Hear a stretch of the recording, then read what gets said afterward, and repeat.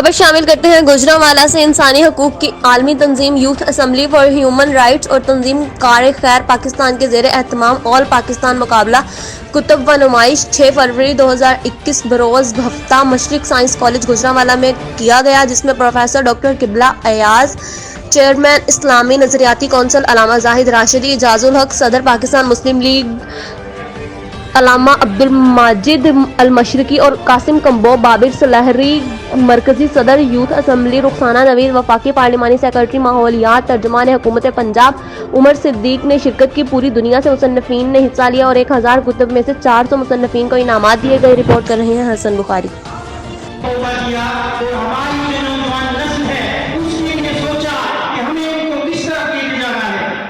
ہماری جو مسلمانوں کی تاریخ ہے، ہماری جو شریعت ہے، وہ بہت پیاری ہے، ہمیں اس کو فالو کرنا ہے، نہ کہ ہمیں مغرب کو فالو کرنا ہے۔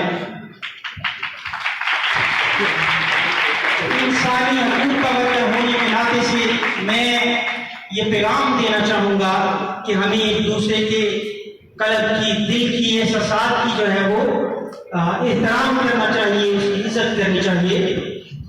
تو مولانا روح فرماتی ہیں کہ دل بدستاور کے حجیہ پرست، صد ہزار کعبہ یک دل باطرف۔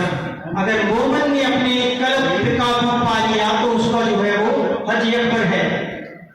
کعبہ بنیاد خلیل آدرش، اس کا حج اکبر ہے اور وہ کعبے سے بہتر ہے۔ مومن کا جو دل ہے وہ کعبے سے بہتر ہے اگر اس نے اپنے دل پہ قابو پا لیا۔ اور کعبہ جو ہے، نبی پاک کی حدیث ہے کہ کعبہ جو ہے اس کو تو اللہ پاک حضرت ابراہیم نے گاڑے اور کیچڑ سے تعمیر کیا۔